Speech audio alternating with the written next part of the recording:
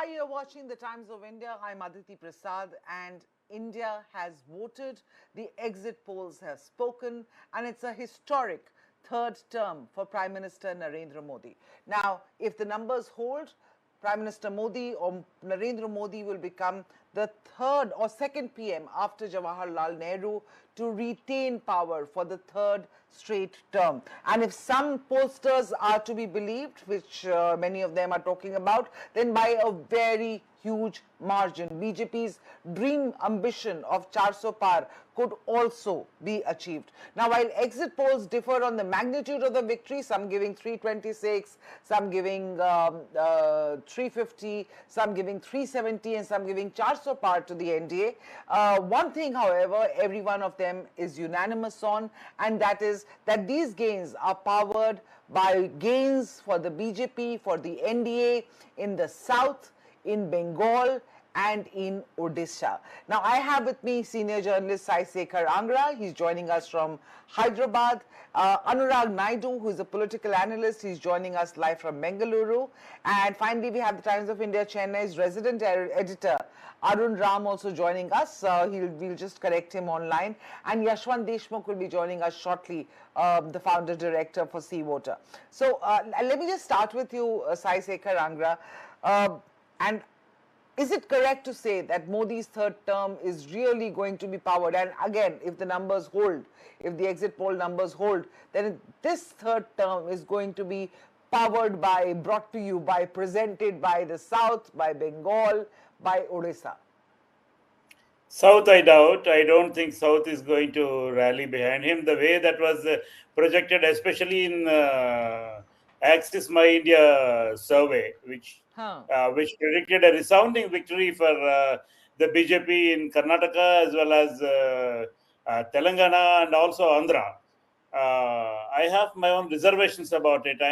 I prefer to be skeptical about the predictions given by Axis My India with regard to the southern surge of the BJP. And Karnataka, it's just a year-old government, exactly a year-old government. And the Congress hasn't amassed so much of negativity in that sense.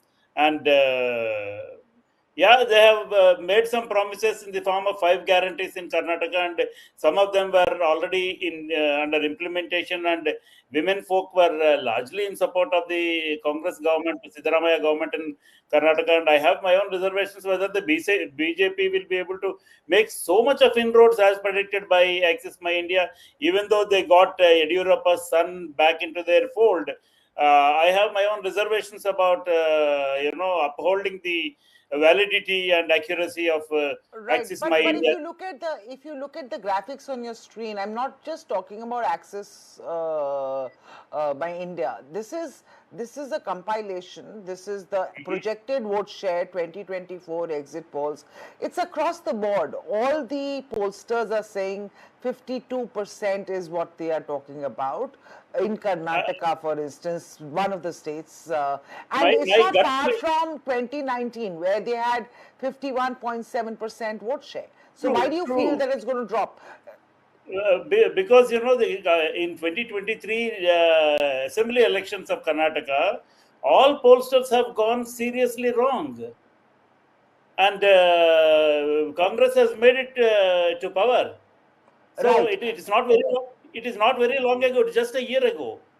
So, agreed. But we all know, and that's what has been drilled into us over the last several years, that voters behave differently during a local election, a local assembly election, and a national election.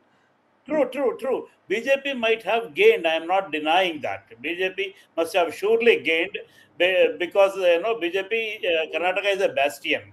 And when it comes to Telangana, do I switch over to Telangana? Yes, please, you can switch over to Telangana anytime you want. When it comes to Telangana, that prediction of 11 and 12 is staggering, I doubt. Because it's only 6 months old baby. Revanth Reddy government in Hyderabad is just a 6-month-old baby, and they are in the process of implementing the 6 guarantees which they have made, and some of them are underway, and they haven't amassed so much of negativity in that sense. And where from where the BJP has risen like a phoenix from. I doubt. I don't think BJP would have gained. Surely BJP would have gained. But I have my own reservations with regard to Telangana numbers also. When it comes to Telangana Andhra, numbers also, you're not very sure that that's the kind of number which the projections are yes. saying that will. Yes. The, It is actually too staggering when it comes to Andhra Pradesh. BJP, take BJP alone. They polled in 2019. They polled less than Nota, mind you. Please make no right. They mistake. got, I think, 1% or something in Andhra. Less than Nota, boss. Less than Nota. I'm telling you, 0.96%.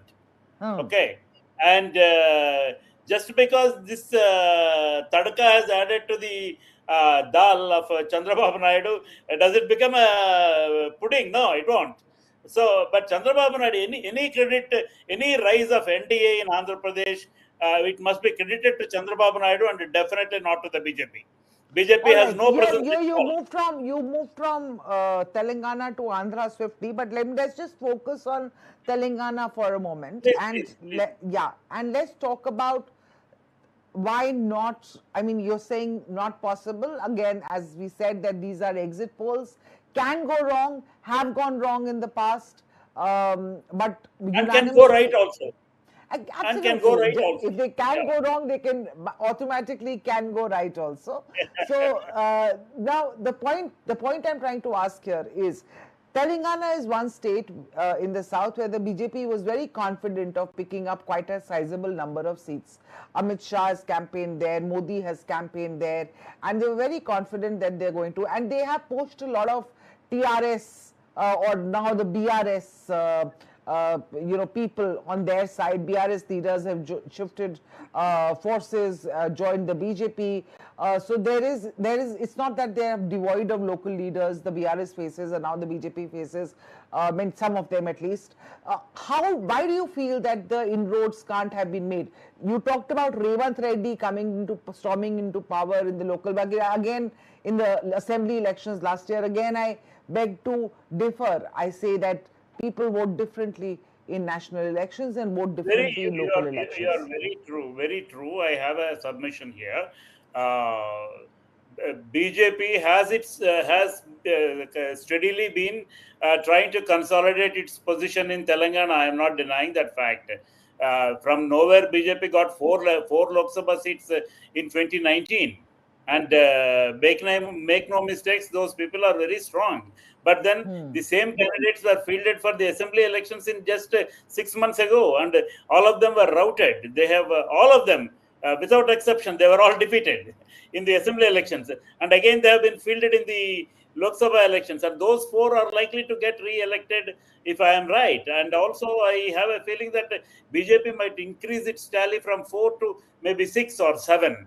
But definitely, I think for what reason, I don't know. But I can tell you, Let's run the Telangana exit poll numbers on the side, what various exit polls have predicted for Telangana. And yes, you're right, sir. People have predicted far higher numbers than yeah. the last time numbers. But you're saying that it's not going to. We'll have to wait and watch for One that on factor, June 4th. one contributing factor which I would like to add here is, there is a possibility of the entire BRS flock, which is against the Congress or the Congress dispensation in the state, might have silently voted in favor of the BJP.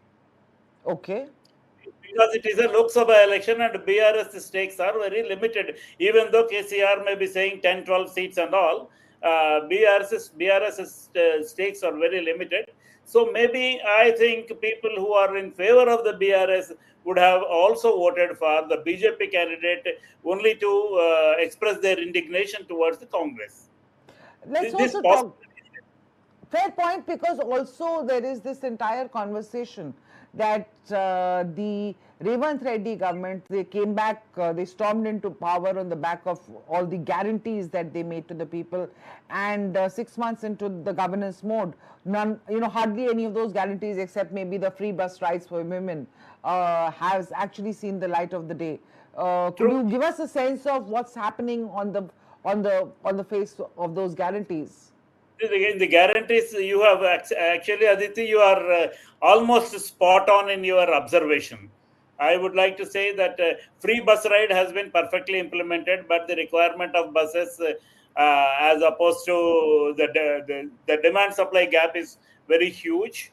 And even then, the government is able to implement that, and it is actually a resounding success because it is useful for the so section of women who belong to the lower stratum in the society. And also when it comes to that 200 unit free power to households, by and large I can rate it as a 65-70% successful. It is also being implemented. When it comes to gas cylinder, it is yet to be implemented. And Okay. when it comes to housing, they pompously launched the program, but where are the houses? It is a long-term program, work in progress. And then some Vidya Vikas or some scheme was proposed for the students out of the six guarantees, and 5 lakh rupees card would be given for what students, what category, who would get that 5 lakh rupee card, and how can they redeem it. This nitty-gritty is not been frozen as yet, and that Interesting. is not been implemented as yet. In fact, from the six guarantees, there are actually 13 guarantees. They have been packaged into six guarantees, out of which half a guarantee has been implemented. Remaining things are all still waiting All for still being. to be implemented. We also have with us Arun Ram, Chennai resident editor of Hi, hi, Times of Arun. India. A long time. Arun, a long time. How Hi, are you? I'm good, Sai. Uh, Uh, Arun, would you want to weigh in on what's Sai of course feels that not a lot of credence needs to be posed because the BJP is very confident of gaining those numbers in Telangana, not so much in Andhra where they are banking on TDP, but in Telangana they are they because they feel because BRS they feel has almost become irrelevant. It's a direct Congress versus BJP fight there. Do you also feel similarly that the numbers, the exit poll projections may not turn out to be actually true for Telangana, or do you have a different opinion? I agree with Sai because Sai, one, he knows better than me about Telangana and Andhra Pradesh. Having said that, it has to be recognized that the BJP has been really working hard on newer strategies. So I wouldn't be surprised if they do phenomenally.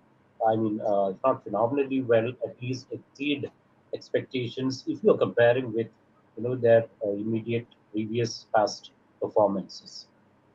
So of course, and also when it comes to Andhra, Naidu seems to be on a bounce back. So the combination would work well. I really don't know how much the BJP as a party at the cadre level, at the grassroots, it has grown after its bad performances in the previous elections.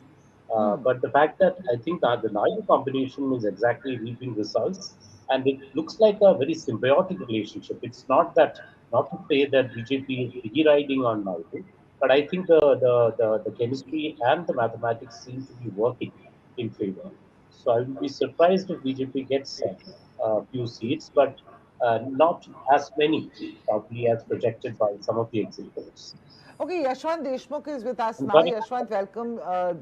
Yashwant, your numbers, that's what these guys are talking about. They're saying that there is no chance that the BJP gives that big a fight to in Telangana and cannot by any chance get those 7 to 9 numbers. What's been your assessment of Telangana, and do share with us how things are going there? So which part of them are disagreeing? Is the disagreement? The I'm sorry. disagreement Has is on कि इतनी सीटें नहीं BJP ले सकती है तेलंगाना में. That's the uh, disagreement. that what is the range of the seats that have been projected over there? Is probably at par with the Congress, if I'm not Yes, wrong. at par with the Congress, Is 7 to 9 a seats. 7 to 9, and so the no disagreement on that. The disagreement is with Okay, regard to my Sai access. Deepa, yeah, he disagreed with Access by India's numbers, which was not I with think my 14. number. No, Not not. with your number. No, so then I'm sorry, Aditi. I will not comment. So no disagreement there. So tell Thank me, you. Thank you Yashwant. very much. We agree with your number more. The So agreement is I'm with your happy. number. So I'm happy with that. what's your sense? What's worked? You know, the BJP vote share in Telangana has been steadily rising, as you've seen, from 3.8% to 10.5% to 19%, and 2024 projected. I'm giving an amalgamation of all of the exit polls put together in the last one, which is 41 to 43%. This surge in percentage. Well, Aditi, Telangana is a state where BJP has fantastically erred and blundered multiple times over. In 1998, people do not remember these things. In 1998, in United Andhra Pradesh, BJP on its own polled 20% votes. And in the Telangana region, they polled more than 30% vote in 1998. And then they gave it on a platter to Babu. And then after that, they refused to take away the separate Telangana call, which was the original plank of the BJP. Then KCR took it up and became the chief minister. Then they were so nicely placed to become the principal opposition last time in assembly. Then they went soft against the original game plan was that they will fight with the KCR and BRS and they will wipe out Congress.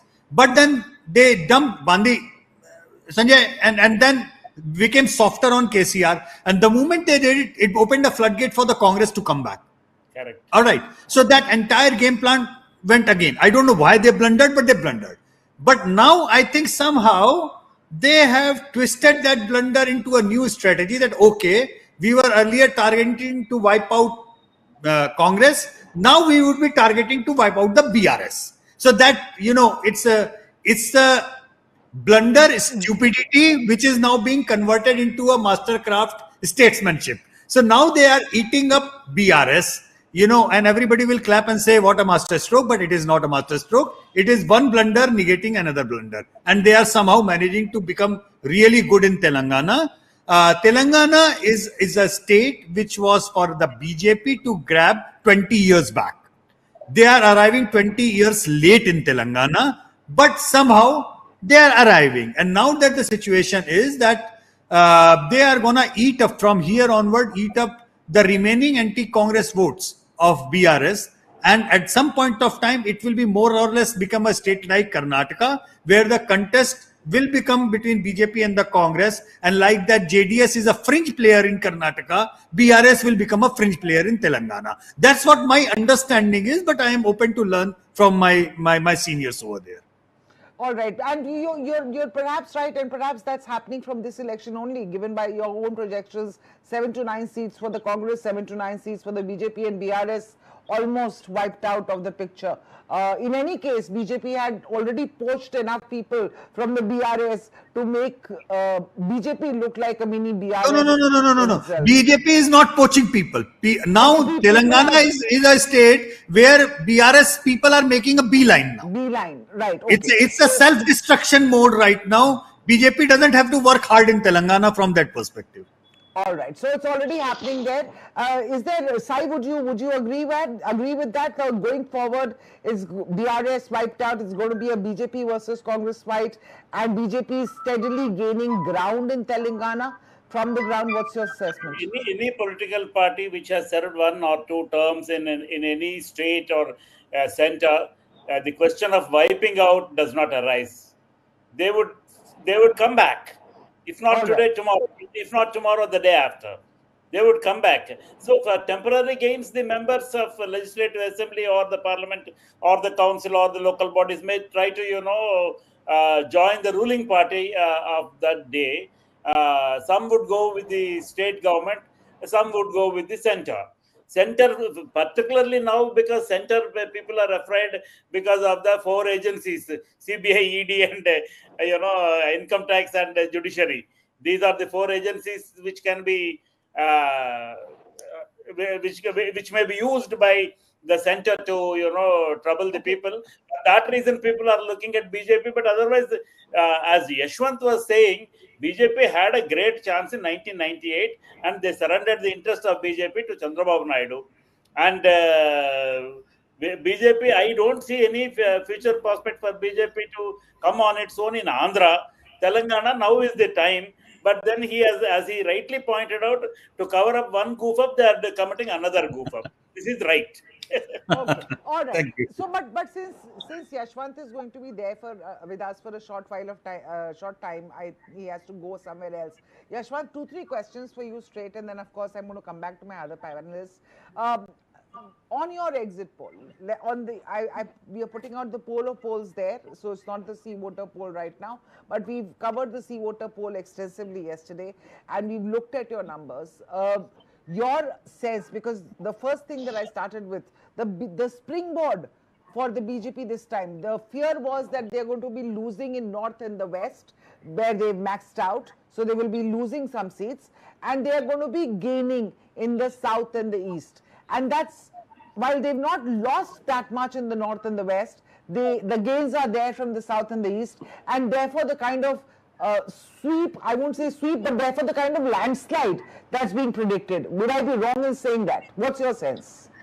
Well, Aditi, there were like four different, what shall I say, not strategies, but ideas at play, From the one idea of Yogendra Yadav ji, and all different politicians' ideas, including Yogendra Yadav, he is now a politician full-time.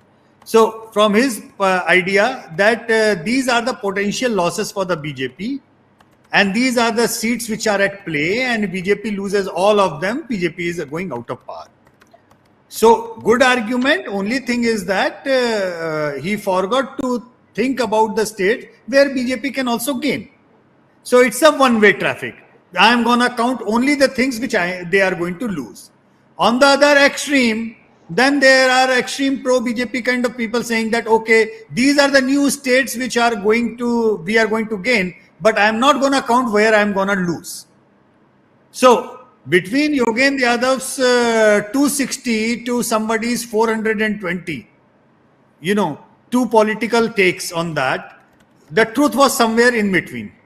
The truth was, BJP was contesting few seats. Contesting means some seats in the BJP strongholds were open to the play because of a wrong ticket selection or the internal problem of the BJP, not because of opposition's grandstanding, that opposition did something really smart over there. Like, for example, 5 seats in Rajasthan.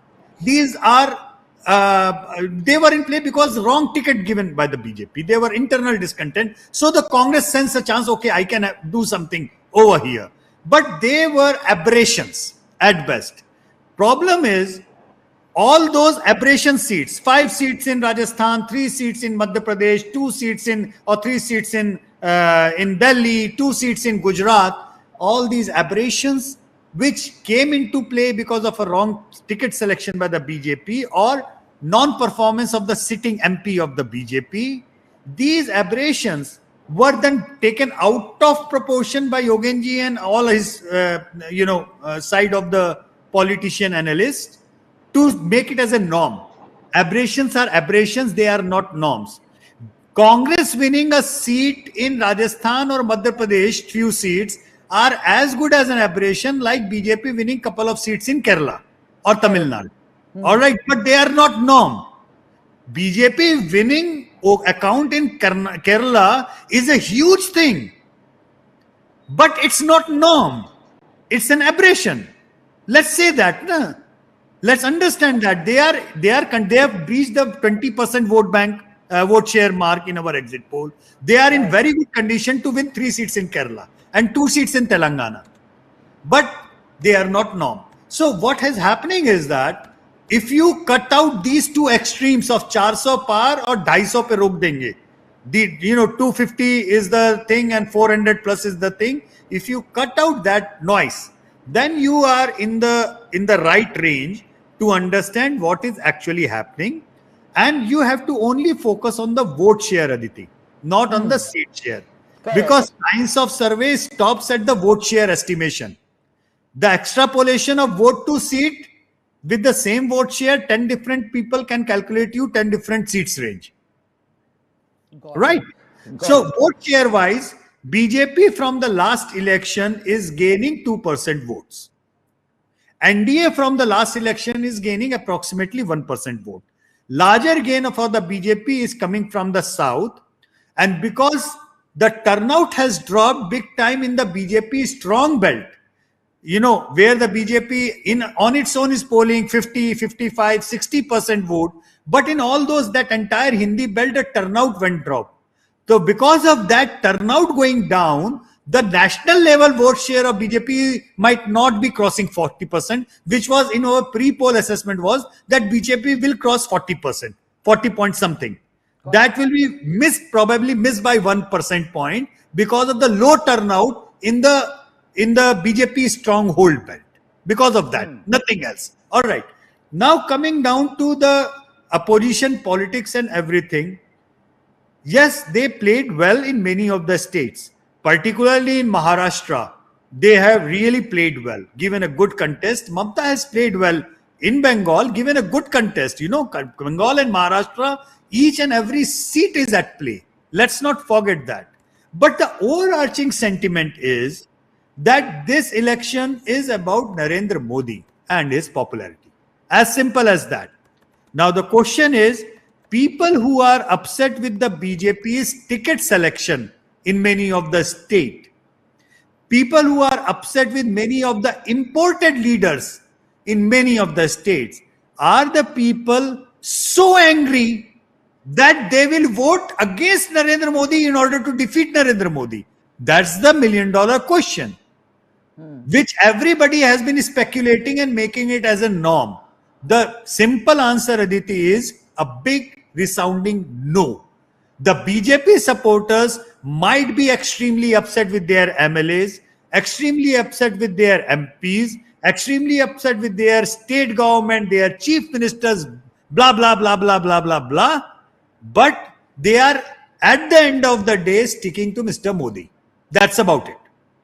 So you're saying there was a Modi wave, which we didn't see. Well, you know what? It's a tide which came in, it's a tsunami which came in 14, and then on the top of the tide, another tide came in 19. The problem is, the tide over tide thing, third time we are not witnessing tide over tide on the ground. My question was to all my friends, is the tide going down? Are you seeing an anti-Modi wave? No, that's the biggest answer. Because first of all, in the 200 seats, Aditi, where it was BJP versus Congress, Congress needed to negate 22% wave, 22% swing in order to start converting the seats in that zone. When you have a 22% swing, Aditi, sadak pe insaan dikhta hai. You see people on the street doing that. Were you watching and witnessing that? Any journalist friend who was on the ground, not sitting in Delhi, on the ground, said the same thing. People are upset and worried, but there is no anger against Narendra Modi. That is your sweetest one-line answer to everything to explain why it is happening, what is happening. I was speaking to some people yesterday and they were talking about the eastern springboard for the BJP in the south. Bengal, Odisha, and of course then the south. And how that is powering, this particular Modi 3.0 is going to be powered by that. Again, my original thing which you are just pointing out, that in the north and the west, there's not a steep decline in terms of vote share and therefore seat share, and in the Odisha, in Bengal particularly, lots of gains, in south, little gains. Aditi, in 14, they won simply on the north and the west. In 19, they cracked open the east. All right. This year, they have cracked open the south. So it's like a complete cycle where in the saturation states, they might be losing something, but they are opening up a new ground. The biggest thing in this election for me, if the election results confirm what the exit polls are showing, is that this north-south narrative is to be thrown into dustbin. First of all, because they have cracked into the south. It's only a matter of the time in 5-10 years if they play it right. Karnataka, they have been a winning spree, and they have been a power center in Karnataka. In Telangana, they are gonna come up with this status now as the principal opposition thing. Andhra, with the TDP that they have done brilliantly. They are doing brilliantly. They have cracked open Tamil Nadu. They are almost breaching 20% in Tamil Nadu, and they are definitely breaching 20% in Kerala. Any party who is polling more than 20% in any state cannot be called a fringe player. So let's do away with this north-south game thing, this division. There is no north-south division at play anywhere. I think the principal theme of this election was popularity of Mr. Modi. He faced trouble wherever his people were not performing. His challenge was how to overcome that negativity of bad MPs, bad chief ministers, bad state government with his popularity. That was his trouble. And that was an opportunity for the opposition, which they kind of tried to pull through it. But as far as the national sentiment, national politics is concerned, Narendra Modi remains the central point of the electoral politics at the national level in India. And he is winning his third mandate hands down.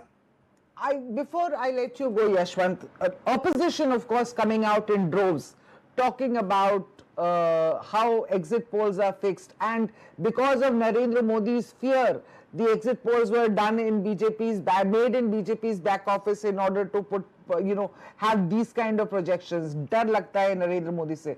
Narendra Modi से आपको कितना डर लगता है, Yashwant?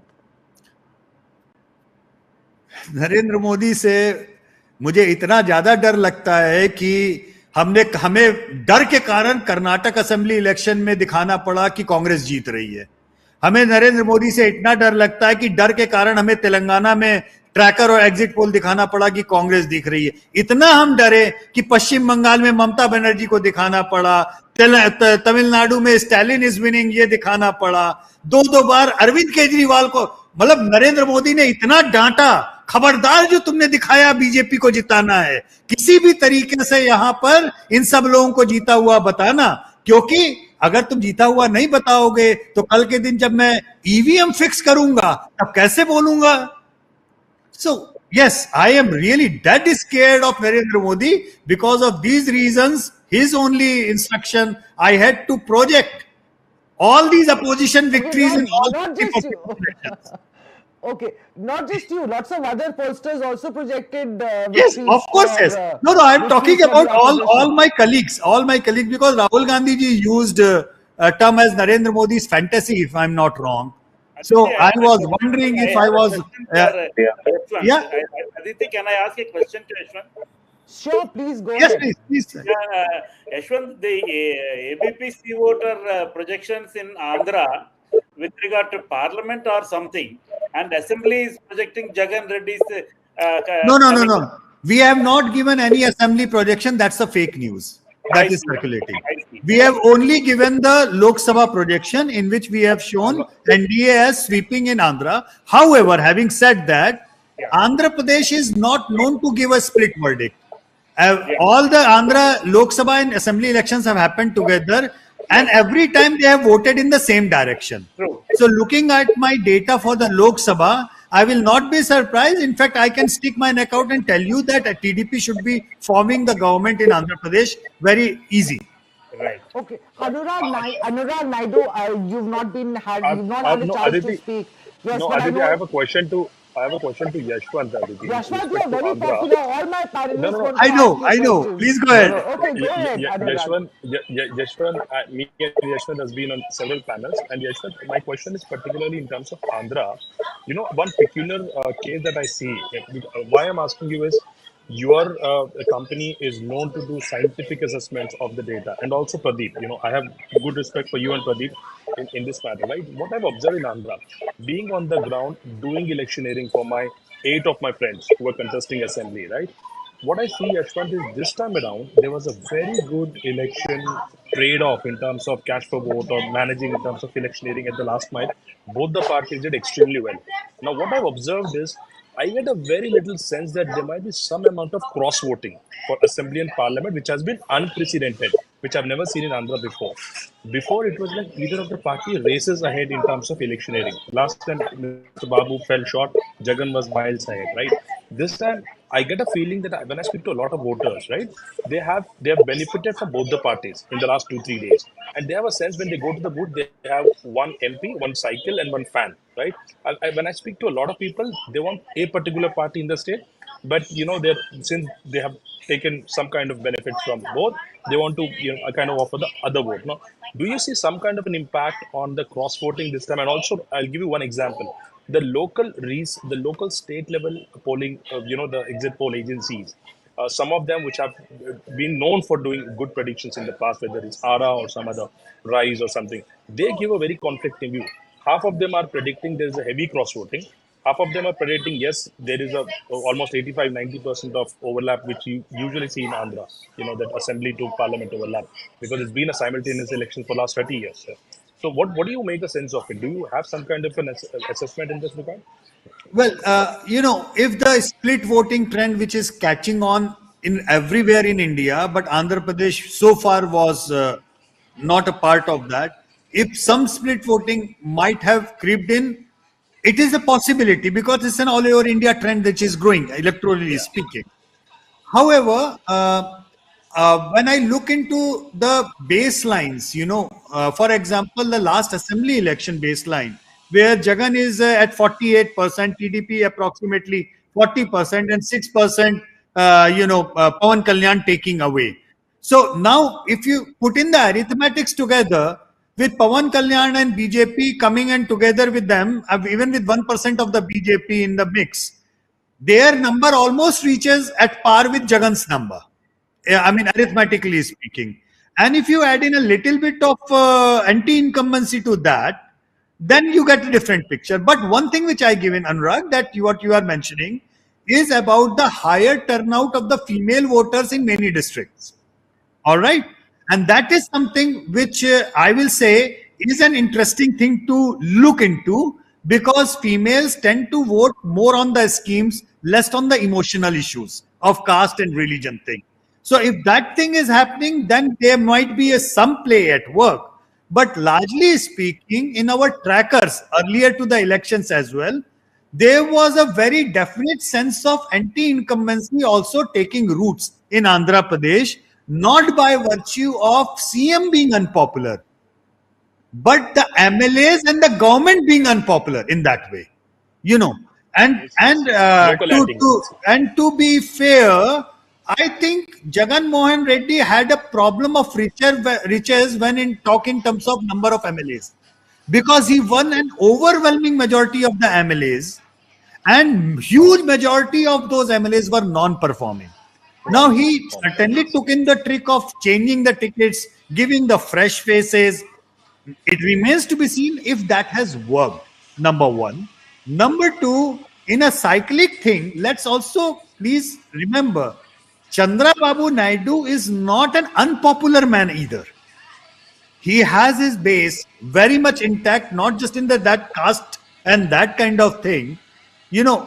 He lost the last election due to the split of the votes as well, and also because of the routine incumbency. Okay. The only time he had beaten the routine incumbency was in 99 because of the BJP support coming his way in undivided Andhra. When Congress won 2 back-to-back mandate, it was purely because of YSR and UPA won, giving a good result and nobody coming at play. Since then, to have a really back-to-back pro-incumbency verdict, you need to really have a kind of a scorecard or kind of a friendliness which Arvind Kejriwal shows or Mamta Banerjee shows, in that way, or Naveen Babu Patnaik shows, I do not see that kind of superlative, one-sided leadership rating for Jagan Mohan Reddy. Like for Mamta Banerjee, there is a huge vacuum when you talk about the opposition leadership. For Arvind Kejriwal, huge vacuum of opposition leadership. For Naveen Patnaik, huge. But Andhra is not a state where there is a vacuum of leadership. There is an alternative, and that alternative, Chandra Babu Naidu, is not a discredited alternative. He is a credible alternative. So Right. going by that thing, I believe that if there is an anti-incumbency which is gaining the ground, uh, I think more or less we are going to see a change. I want to bring in at this point Tamil Nadu, and I want to bring in Arun Ram for just a moment. Arun, what's your sense of again exit polls predicting? We've seen BJP's vote share in Tamil Nadu rising. One of the but not as much as like a Telangana or Karnataka. What's your sense of what's happening in Tamil Nadu?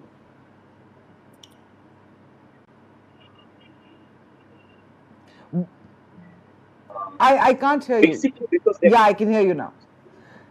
And Yeah. somebody needs to check the graphics on the screen. The graphics are coming lopsided. We need to fix that. Yes. Yeah. I can see it has gone up from 2.3% to now a projected 15-16%, 12 to 15%. Yes. Definitely the vote share will go up, but let's not fall for that because the number of seats that BJP is contesting this time is much more than we had contested in the past, right?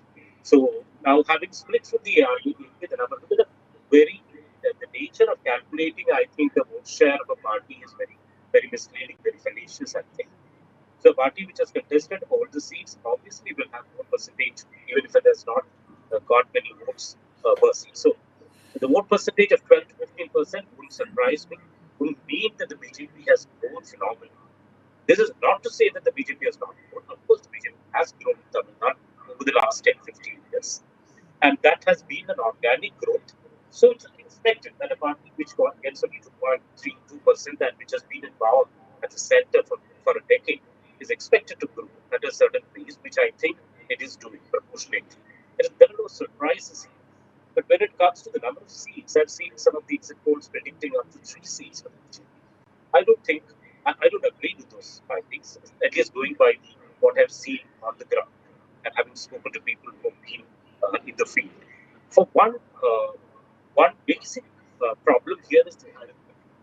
Correct me if I'm wrong, because whatever you're going to say, the Narendra Modi's image, this election is all about Narendra Modi, all that I agree. But then how are you going to get 2 lakh votes in a constituency?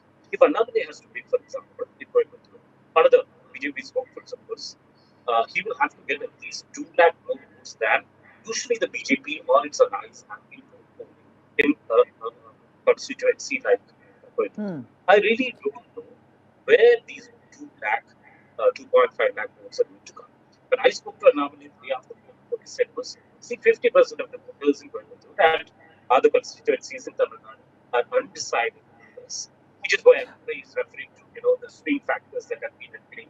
In 2000, it has swung both ways. If you look at it, he has swept the polls, 37 seats, and then came last time 38 out of the 39 seats. So yes, if that theory is going to happen, again the split, the AIADMK-BJP split has caused immense harm to both the parties, especially because the AIADMK is fighting hard to prove a point. So is the BJP. So there is no.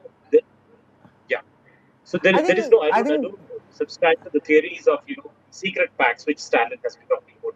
The AIADMK and BJP have secret. I don't see any secret pact. Idapadi Palmiswamy wants to defeat Annamale, and Annamale wants to defeat every AIADMK.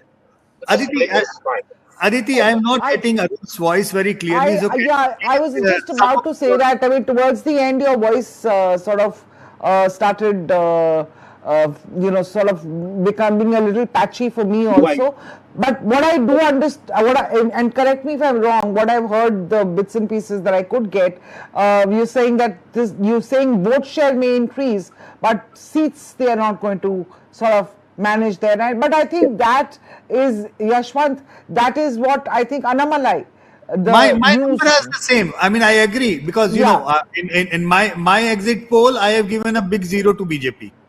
And I have Correct. maintained the same that they are increasing their vote share big time. In fact, for the NDA vote share is 18.5% and AIADMK vote share is 21 or 22% over there.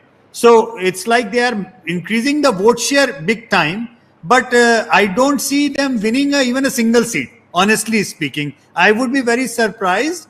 We have to give the probabilities of winning and converting those things. So maybe we have given 0 to 1, if I am not wrong. If you will Yes, you play, have. yeah. We're not able So to figure So, out, if find I am that not if graphic I'm right now. audible, able to if win I'm any seat. audible, can I repeat what I said? Yeah, What I meant to say was that now that the two parties are contesting separately, it's a triangular contest in many exactly. places. Yeah. So each party is contesting more number of seats. So the vote share of these parties obviously will go up. This is no indication of an organic growth of either of the parties, is what I meant to say. And the split is so complete, and the competition between these two parties, the BJP and ERUDMK, is so intense that they're out to defeat each other, and that is where the DMK is going to benefit, despite it facing serious corruption charges against at least two of its Yeah. ministers, and not to speak about the dynastic politics which the Stalin family has been practicing. So by default, DMK is bound to win a large majority, if not all, the seats in Tamil Nadu, is my prediction. So, Arun, will I be correct if I say, which I have been maintaining all along, that Tamil Nadu and Punjab, I had pointed out two states where the contest is not about who is winning the state.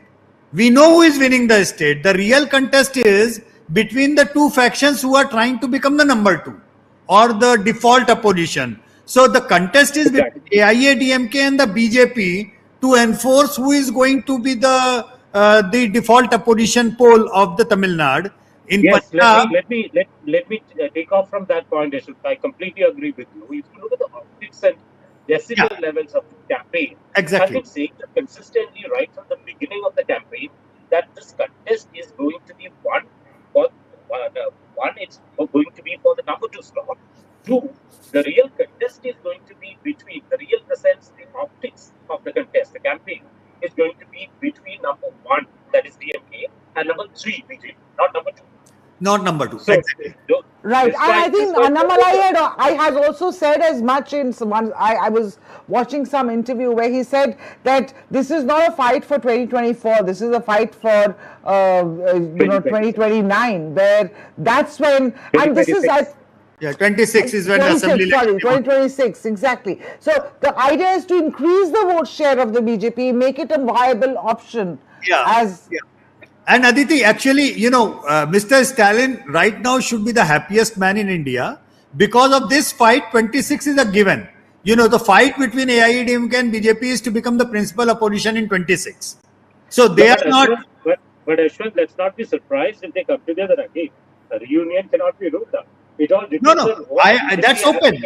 I mean, they can very much reapproach AIADMK BJP, but this reapproachment now, Arun, would be at a equal footing. It will not be that BJP will be a small, tiny, shiny alliance partner. That's not going to happen. Same story, by the way, Aditi, is being played out in Punjab, where the contest is not about AAP and Congress. Contest is about BJP now eclipsing Shiromani Akali Dal. So our vote share is similarly like that, 22% for the BJP and about 19% for Akali Dal. If you add them, it's a very potent mixture. But BJP will first put up a point that I am no more a younger brother, I am an elder brother. So if you want to have an alliance, let's have an equal footing alliance. I am not going to play a junior role. And if and that would seem to be a fair Annamalai proposition. continues to be the BJP face there, his strategy is not to merge with any other party. From what I've heard of him, he's all about getting BJP its That own. was a strategy for this election to drive home the point. If getting around 20% vote forces AIADMK to scale down, realistically speaking, and accommodate BJP with the respect now that it deserves in Tamil Okay. Nadu politics, then nothing is permanent in politics, Aditi. Nothing is absolutely. permanent. That is the rule number one. Also, Rule number BJP, one. we have to understand that the BJP has been trying to occupy that space where, AIADMK all said it, and they've been talking about their Dravidian roots, the Periarism, all those things. They have gone long ago, they have departed from all those places, right? Right from MGR and Jayalalitha. So there Right. is a soft Hindutva which ADMK, AIADMK, Jayalalitha have been practicing, which is a threat for the BJP. Now, Yeah. BJP Right. is trying to occupy that space too. So the number But two, yes, Arun, they and got a the face problem, now. I think the yeah, biggest change is, Aditi, after death of Rangarajan Kumar Mangalam, BJP's Tamil Nadu plan actually was dumped, honestly speaking. That was a very unfortunate for the party, that party. I think after Annamalai, that gap is going to be filled, and BJP's growth might be way more better than what all of us are expecting. Number one. Number two, BJP still lacks Annamalai in Kerala. Even while they are crossing 20 to 23%, they still need a face in Kerala. Without a face, the next Kerala election again would be a 10 years of anti-incumbency of left, and left is a Hindu party of Kerala, and left going on decline. BJP's graph will grow up, and what happened in West Bengal will be played out in Kerala, that BJP will try to eat up the left votes and become the principal challenger to Congress over there. So, Interesting. but we have seen Telangana dislodging plans and new equations coming up. So everything is possible provided they get a good face in Kerala. Get a good face in Kerala. So, but clearly one thing is that the north-south divide, so to speak, people accusing the BJP of being a North Indian party or a party of Hindi-speaking, people, that clearly has been put to rest. It became a very essential part of the campaigning this time also. South of the Vindhyas, north of the Very Vindhyas. that so arguably, Aditi, as per me, can I was cut a in there? very cosmetic divide. I mean, I would love to know Arun's perspective, and actually Sai also your perspective. I think all these divisions in the society, Aditi, be it north south, be it caste or religion driven, they are played up for their own political convenience. On the ground, if you talk to the normal people, I come from Banaras, the kind of floating population my city has from the South Indians, sometimes you will get confused it for a South Indian city. All right. So India is way beyond all these divisions. But yes, politics is at play, that's fine. But now I am happy that even from the political perspective, at least this north and south divide or east or west divide, whatever divides are, I feel that they should be dumped. In that way, politics should be progressive in terms of delivery and of governance and better governance rather than these divides. One would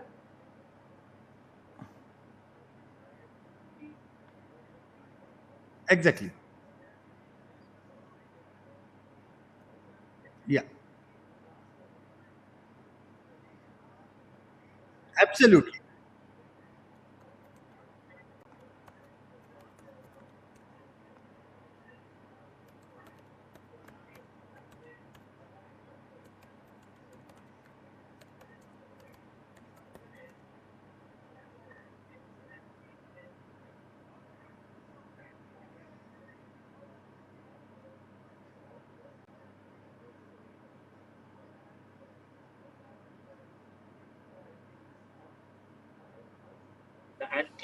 The DMK has always been the anti, was anti-Hindu, now not anti-Hindu, but anti-Hindi. It continues. So BJP is the outsider who tries to impose Hindi, another language, on Tamil, which they claim is a much older language. So that emotion, I think, even a middle class Tamil has a split personality. It's not that you hate people from other states, people from northern states. That's all fine. That national integration is all there, all the West. But when it comes all to right. these emotive political issues, I'm sure that Tamil Nadu still harbors that parochial pride, and for good reasons, because the language has been so rich, and the fear of Hindi being imposed is also partially true. But we also look at it, Hindi Prachar Sabha, the Dakshin Hindi Prachar Sabha produces probably more graduates from Tamil Nadu than maybe from many other states which speak more Hindi. And Bollywood movies do very well in Chennai and other Coimbatore and Bombay and Trichy. So there is no hatred for Hindi, but then the politics of the Hindi-Tamil dispute has been successful in keeping this as an emotive issue, and Interesting. and the DMK and Dravidian parties have been gaining a lot out of it. Okay, I just have the last couple of questions for Yashwant, and then we're going to wind this up. Yashwant, so how, because everybody is saying that the exit poll numbers may not hold, may hold. What's going to happen? What is the margin of a lot of people? My mother called me this morning. ये यही होने वाला है ना जो दिखा रहे हैं टीवी पे. So what is the margin of error? How much? Okay, scientifically speaking, and because you've done the polling process and you know the process by inside out, what is the probability of a widely different result from what most exit polls are predicting?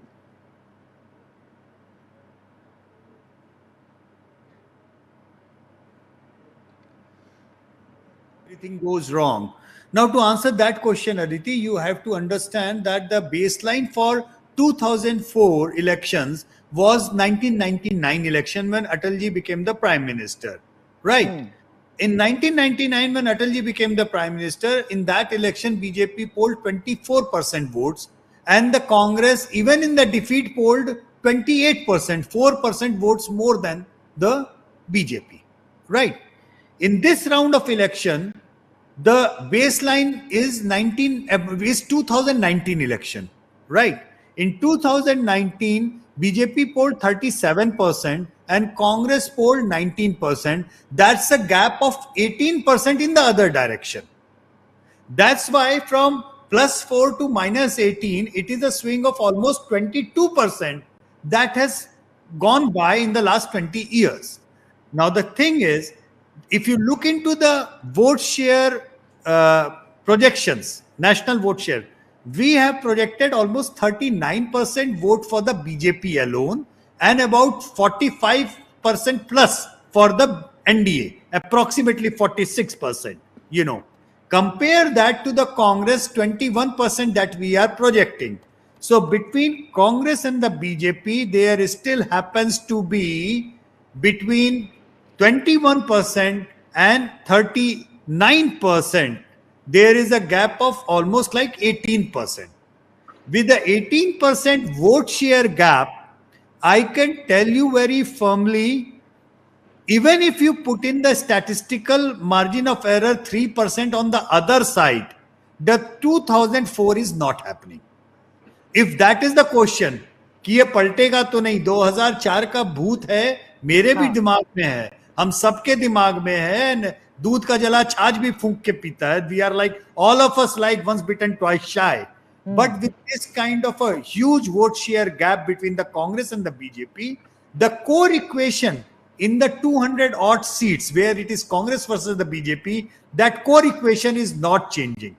So if that is not changing and BJP is making fresh grounds in the BJP versus the regional parties in other states, then we can safely assume BJP is crossing, NDA is crossing the majority mark. Forget about 400 par, forget about 350 par, forget about 300 par. I know one thing, 272 is needed to make the government. They are crossing that. Beyond that, all things are like, as I said, after vote share. So you're saying it's going to be a 2019-like mandate only? More or less. In fact, BJP and NDA is likely to slightly better than 2019. Slightly better, not the kind of sweeps that some exit polls are showing. It's not impossible, but that is improbable. I would use the term, nothing is impossible in politics. That kind of 400 par thing, I will not say impossible, but in my data, I will consider that as a very low probability of going that kind of extreme. Just one one of the last... surveys has given 400 plus. Sorry, what were you saying, Ram? One of the exit polls, I think today's Chanakya has given more than 4. Yeah, there are 3 exit polls actually. There was, but that's okay. Let me add here. We're talking about 2004 when we said that we pollsters said up to 275 seats for NDA for Vajpayee. But we ended up with 187 seats, and UPA formed the government. And UPA formed the government in 2004, I'd say, when pollsters said that the BJP NDA is forming the government. Yeah. It was 75, and what they got was 187, right? And okay, but more or less, I feel that Lok Sabha elections exit polls, if you look at the short history of exit polls since the say 2000s, when I say a short history, more or less every exit poll has been accurate, predicting that who will come to power, though the numbers have been vastly big. That's another thing. That's fine. But not to forget, That seat share, as I mentioned, seat share is not part of the exercise. Right. Right. Our job is to pick up the winner. Our job is to tell who is winning. Yeah. No, not just the seat share. If you look at it, many of the pollsters are 275 for NDA, but 187. It's more than 200. It's not just the seat share. So again, if you look at but the irony is that when it comes to assembly elections, where the samples are smaller, pollsters exit polls have gone terribly wrong. If you look at the 2015 Bihar elections, the RJD, the combined, we all said that all pollsters said that it's a neck and neck race. But then the combined had a very comfortable win, 2015. Bihar election I'm talking about. The RJD, JDU, Congress combined. 178 of the 243 seats they won. So in 2021, Bengal assembly election, for example, they predicted a tough fight for Mamata Banerjee and BJP went straight through this. But then Mamata got 213 of 94 seats. So exit polls per se, from the history, I think they've gone terribly wrong. In the case of assembly elections, but by far by the record. With Lok Sabha elections, they've been fairly good when it comes to saying, predicting that who's going to form the government. So I'm okay.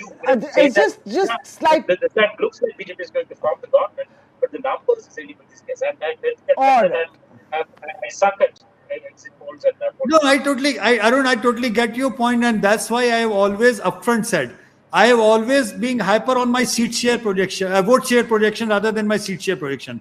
I have told my audience very clearly, vote share is what I can scientifically tell you what is happening. Seat share is just a mathematical extrapolation. And if you will look into my projection, I have been extremely, extremely conservative about my seat share projections. Generally speaking, whatever my projection has been in seats, the winner has gone further ahead.